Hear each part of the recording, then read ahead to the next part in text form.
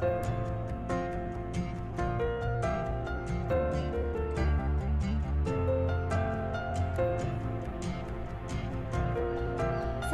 warahmatullahi wabarakatuh.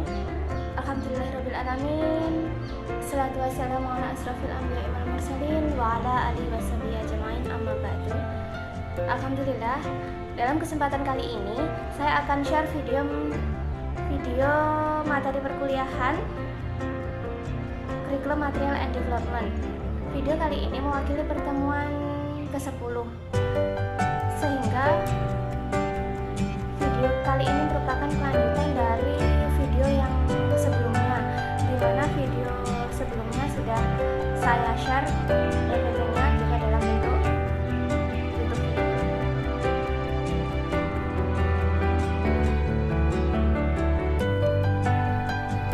Ada 3 pokok bahasan pada pertemuan kali ini, yaitu yang pertama adalah fungsi pengembangan kurikulum, yang kedua pengembangan kurikulum, dan yang selanjutnya adalah pembuatan materi kurikulum.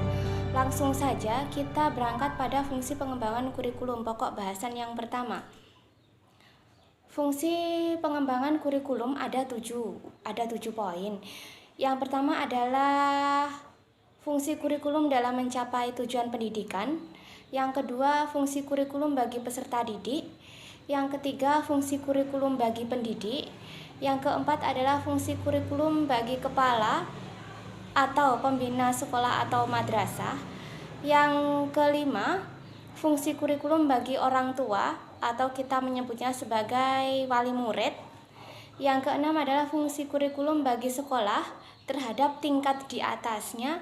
Yang ketujuh adalah fungsi kurikulum bagi masyarakat dan pengguna lulusan atau biasa kita menyebutnya sebagai stakeholder. Oke, apa yang dimaksud dengan fungsi kurikulum dalam mencapai tujuan pendidikan? Jadi di sini fungsi kurikulum dalam mencapai tujuan pendidikan meliputi 4 tujuan pendidikan. Yang pertama adalah tujuan nasional, yang kedua adalah tujuan institusional, yang ketiga adalah tujuan kurikuler, yang keempat adalah tujuan instruksional. Apa yang dimaksud dengan tujuan nasional?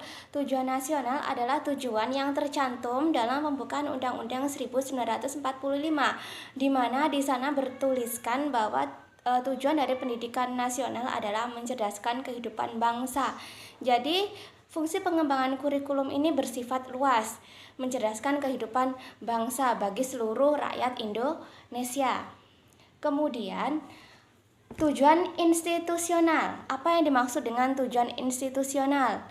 Tujuan institusional adalah tujuan yang harus dicapai oleh setiap lembaga pendidikan, di mana lembaga pendidikan di sini jelas yang kita maksud adalah sekolah. Jadi setiap lembaga pendidikan memiliki tujuan institusional yang berbeda tergantung dari jenjang pendidikannya. Maka kita akan menemukan bahwa tujuan pendidikan sekolah dasar akan berbeda dengan tujuan pendidikan sekolah menengah pertama, akan berbeda dengan tujuan pendidikan sekolah menengah atas, dan akan juga sangat berbeda dengan tujuan pendidikan sekolah tingkat perguruan tinggi, tergantung dari jenjang pendidikannya, tergantung dari jenjang pendidikan. Kalaupun sama, misalnya sekolah menengah atas, itu pun juga masih bisa berbeda satu sama lainnya, karena sekolah menengah atas itu bisa SMA, bisa SMK, bisa MA. Jadi tiga jenis jenjang pendidikan ini adalah jenjangnya sama, tapi tujuannya pasti akan berbeda. Karena kita tahu kalau sekolah menengah lebih kepada tujuan yang bersifat pengetahuan, kalau sekolah jurusan kejuruan itu berarti tujuannya lebih kepada keterampilan peserta didik.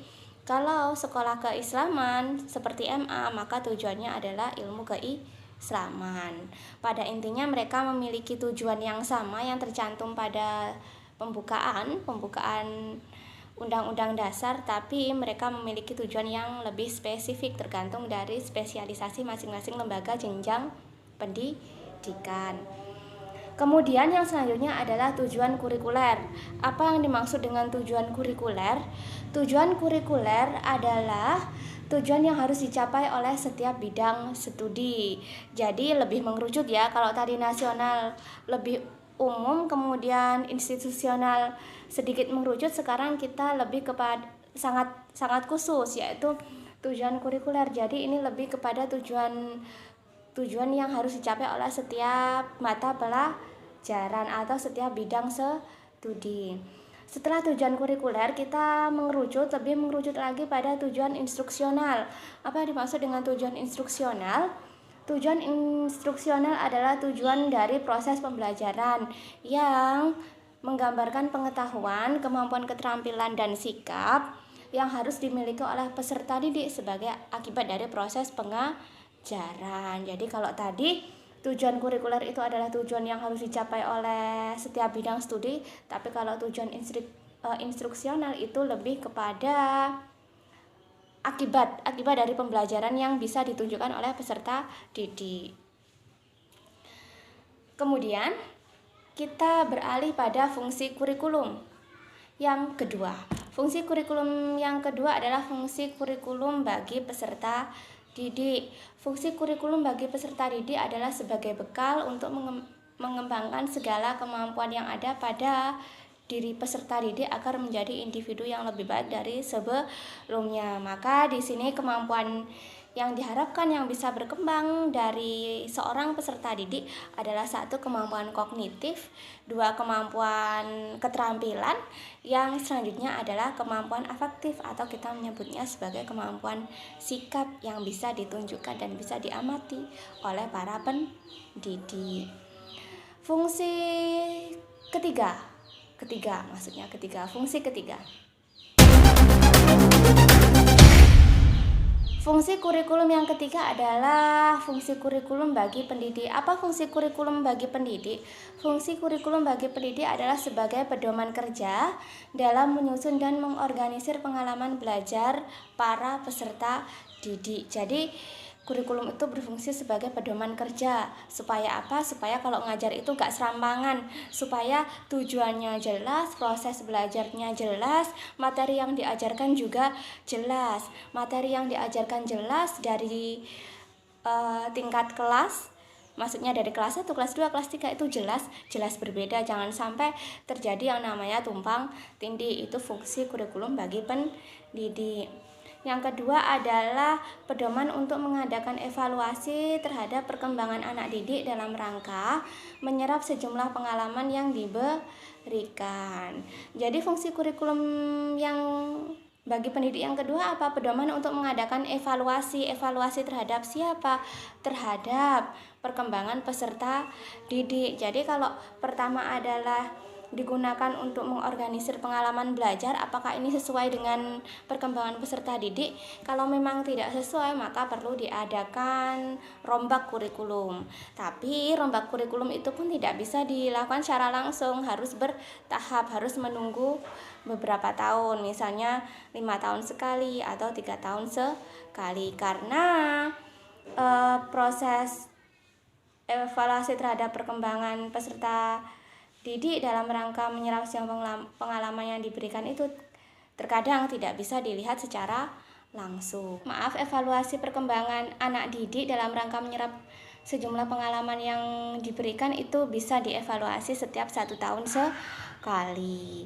Jadi bukan kurikulumnya yang dirombak, tapi apa? Proses pengajarannya, materi pengajarannya. Jikapun itu dilakukan suatu perombakan, maka perombakannya itu tidak akan mungkin jauh berbeda dari apa yang sudah dilakukan sebelumnya. Fungsi keempat adalah fungsi supervisi bagi kepala atau pembina sekolah atau madrasah.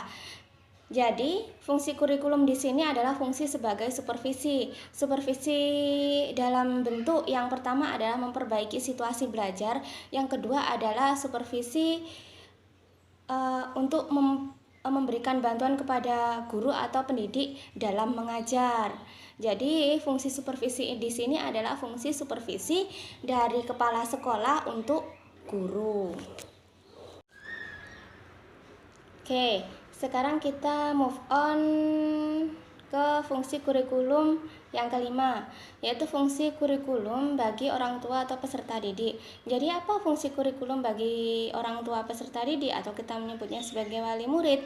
Jadi fungsi kurikulum di sini adalah diharapkan agar orang tua itu bisa berpartisipasi membantu usaha sekolah untuk mengembangkan kemampuan dan kepribadian anak, di mana bantuan yang dimaksud dapat berupa konsultasi langsung dengan sekolah atau guru mengenai masalah-masalah yang menyangkut anak-anak. Itu fungsi kurikulum. Jadi orang tua diminta untuk aktif berpartisipasi, tidak hanya diam saja melihat perkembangan anaknya.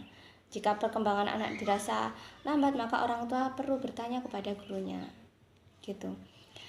Yang keenam adalah fungsi kurikulum bagi sekolah terhadap tingkat di atasnya. Apa fungsi kurikulum bagi sekolah terhadap tingkat di atasnya?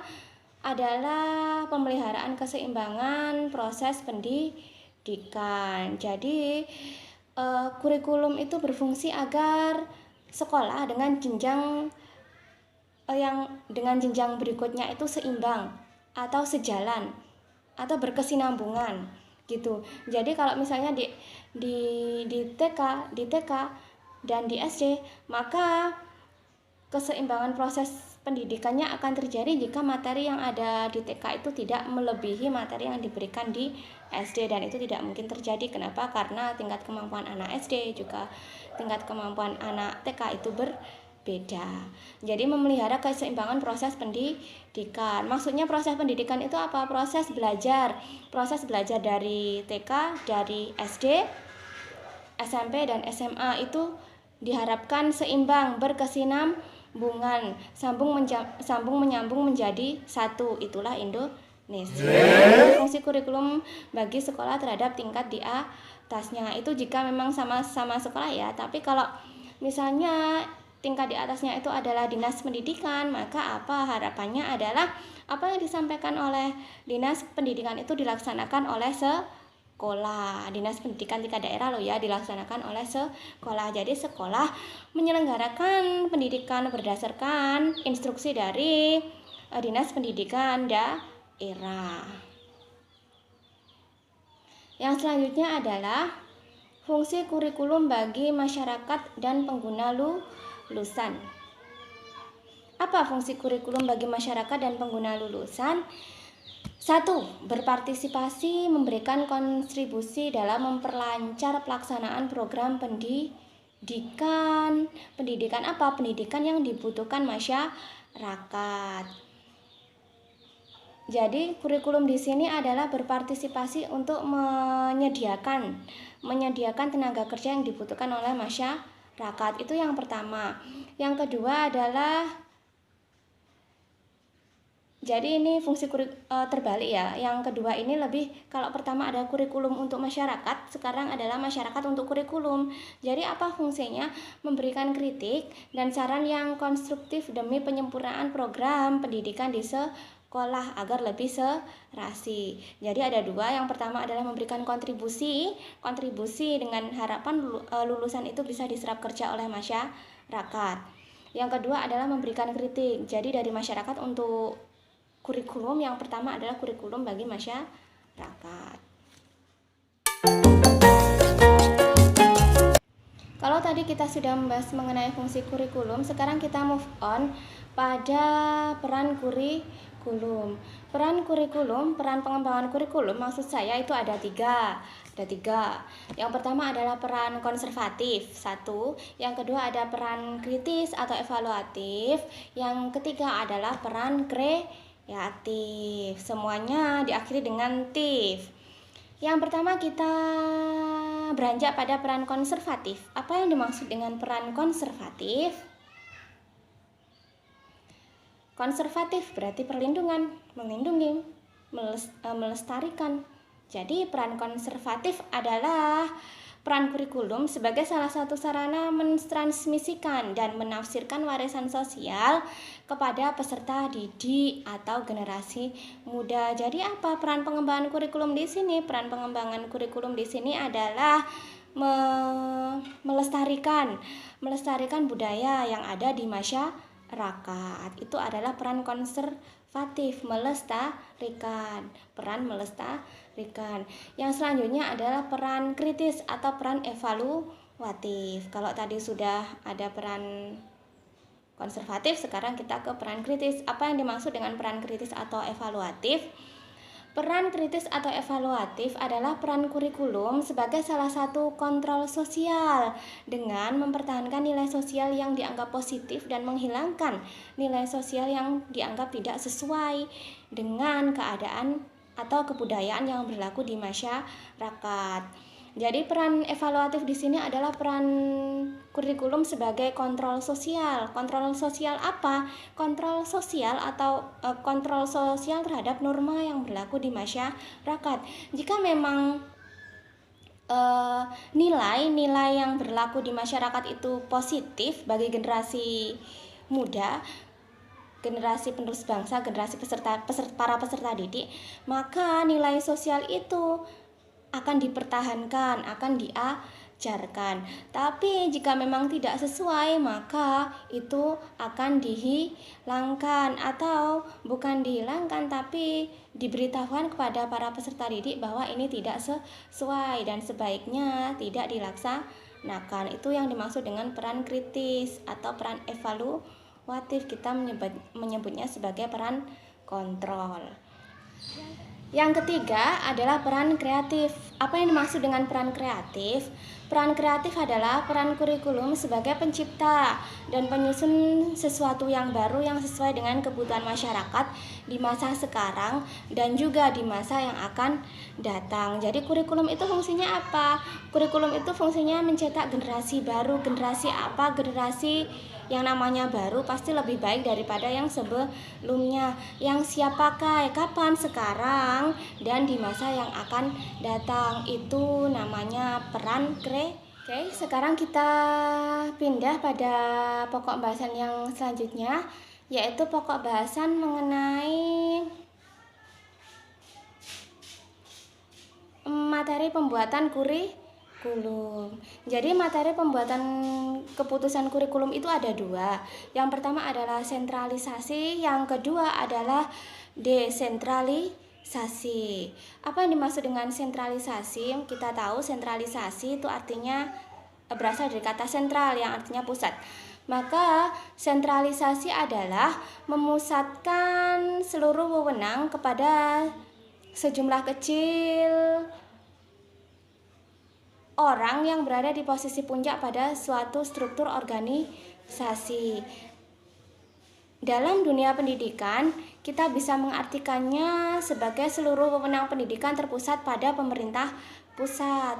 Daerah tinggal menunggu instruksi dari pusat untuk melaksanakan kebijakan-kebijakan yang telah digariskan menurut undang-undang. Jadi, sentralisasi pengembangan kurikulum di sini berpusat pada pemerintah pusat, di mana para penyelenggara pendidikan yang berada di bawahnya akan mengikuti apa yang diinstruksikan oleh pemerintah pusat mengenai penyelenggaraan pendidikan. Itu namanya sentralisasi.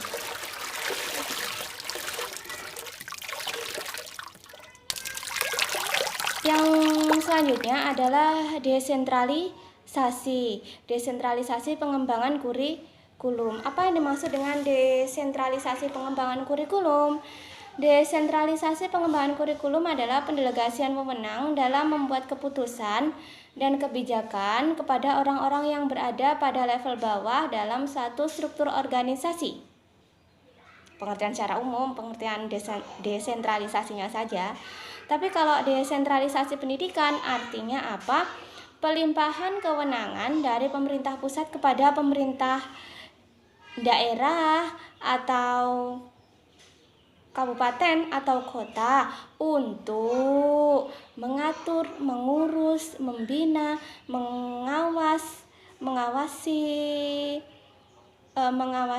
penyelenggaraan pendidikan yang terkait dengan penyelenggaraan kurikulum, mutu pelajaran, kualifikasi guru, dan infrastruktur pada unit pelayanan pendidikan. pendidikan. Jadi kalau sentralisasi pengembangan kurikulum yang pertama adalah, jadi kalau sentralisasi pengembangan kurikulum itu berpacu pada pusat buat, kemudian yang bawah tinggal ngikut gitu aja.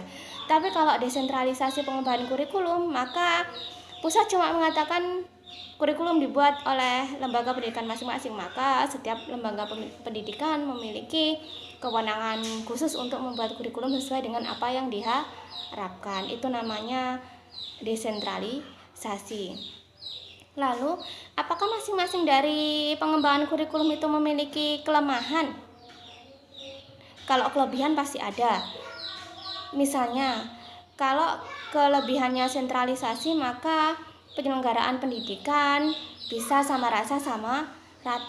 Tapi selain kelebihan, maka pasti ada kelemahan. Apa kelemahan sentralisasi? Kelemahan sentralisasi yang pertama adalah otoritarisme penyelenggaraan pendidikan. Otoritarisme penyelenggaraan pendidikan. Jadi penyelenggaraan pendidikan itu berpusat sehingga yang bawah itu tidak memiliki kewenangan untuk menciptakan kurikulum, mengembangkan kurikulum. Udah kurikulum dibuat pusat, penyelenggara pendidikan di bawahnya tinggal ngikut gitu aja. Yang kedua adalah keseragaman manajemen. Keseragaman manajemen ini bisa menjadi kelebihan, bisa menjadi kekurangan. Kenapa? Karena keseragaman manajemen jika diterapkan, jika suatu wilayah memang memiliki fasilitas sesuai dengan kebutuhan kurikulum, maka dia bisa menjalankan. Tapi kalau tidak, ya tidak bisa. Selanjutnya adalah kelemahan yang selanjutnya adalah keseragaman pola pembudayaan masyarakat. Akhirnya apa? Budaya yang dikembangkan oleh masyarakat itu sesuai dengan apa yang ada di kurikulum, sehingga kebudayaan daerah bisa tergerus, bisa terkikis, bisa hilang. Itu keseragaman pola pembudayaan masyarakat, sehingga apa? Kebinekaan itu bisa hilang. Yang selanjutnya adalah melemahnya kebudayaan daerah. Ini sama dengan apa yang sudah saya bicarakan sebelumnya. Jadi keseragaman pola kebudayaan masyarakat itu bisa mengerus kebudayaan daerah. Kenapa? Karena semuanya berpusat pada satu kekuatan. Yang selanjutnya, kelemahan sentralisasi itu adalah kualitas manusia yang robotik maksud saya, tanpa inisiatif dan kreativitas.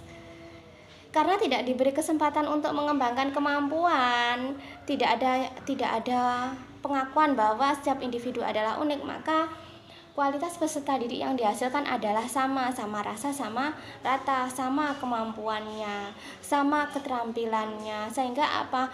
Kemungkinan negara itu tidak bisa berkembang.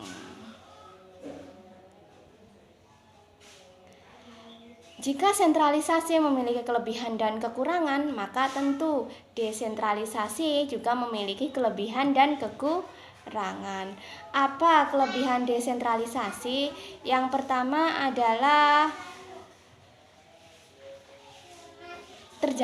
terjaganya kebudayaan daerah. Yang kedua adalah tercipta kualitas manusia yang kreatif, inovatif. Itu kelebihan desentralisasi. Kalau tadi saya sudah membahas mengenai kelebihan desentralisasi, maka sekarang saya akan membahas mengenai kelemahan dari desentralisasi. Apa kelemahan dari desentralisasi pengembangan kurikulum? 1. Masa transisi dari sistem sentralisasi ke desentralisasi memungkinkan terjadinya perubahan secara gradual dan tidak memadai serta jadwal pelaksanaan yang tergesa-gesa.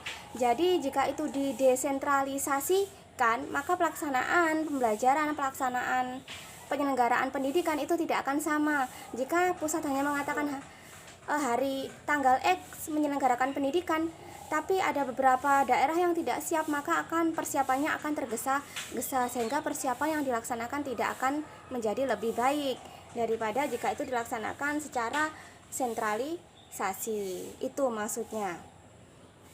Yang kedua, kurang jelasnya pembatasan rinci kewenangan antara pemerintah pusat, provinsi, dan daerah. Jadi apa di sini? Jika kurikulum itu diberikan kepada daerah, apa yang terjadi? Tidak ada kewenangan antara pemerintah pusat. Jadi pemerintah pusat itu dalam sistem pendidikan fungsinya apa? Itu tidak jelas. Kenapa? Karena semua dilimpahkan kepada daerah. Yang ketiga, kemampuan keuangan daerah yang terbatas. Kemampuan keuangan daerah yang terbatas itu akan mempengaruhi penyelenggaraan pendidikan, sehingga apa? Penyelenggaraan pendidikan tidak akan sama rata, hasilnya pun tidak akan sama rata dan tidak akan sesuai dengan harapan. Kelemahan desentralisasi yang selanjutnya adalah sumber daya manusia yang belum memadai. Kita tahu sumber daya manusia yang ada di Jawa dan di luar Jawa itu berbeda, maka itu merupakan salah satu kelemahan. Jika desentralisasi tetap dipaksakan, maka apa? Tidak akan bermanfaat bagi tujuan pendidikan nasional. Karena apa? Hasil dari pembelajaran akan berbeda. Jika di daerah maju, hasilnya akan lebih baik. Jika di daerah tertinggal, maka hasilnya masih tetap sama, tidak akan bisa sama dengan daerah maju. Yang selanjutnya adalah kapasitas manajemen daerah yang belum memadai. Maka banyak sekali kelemahan yang diberikan oleh desentralisasi. Karena apa? Negara kita adalah negara yang terdiri dari banyak pulau, di mana setiap pulau memiliki kemampuan yang berbeda, memiliki tingkat kesejahteraan yang berbeda, sehingga itu merupakan salah satu alasan yang menjadi kelemahan dari desentralisasi. Jadi, apa saja kelemahan dari desentralisasi?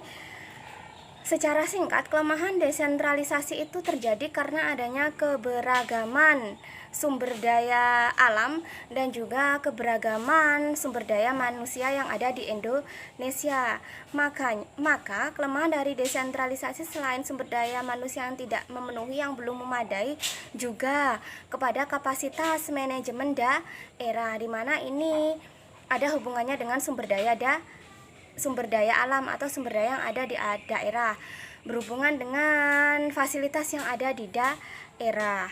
Yang selanjutnya adalah restrukturisasi kelembagaan daerah yang belum matang. Jadi apa yang di sini yang dimaksud belum matang adalah daerah-daerah yang bisa dikatakan masih daerah berkembang. Kalau yang udah daerah yang maju, maka negara Indonesia loh ya, kalau sudah maju ya sudah, itu dikatakan sudah restrukturisasi kelembagaan daerahnya sudah baik, tapi masih banyak yang dalam proses berkembang dan itu tidak bisa dipaksakan.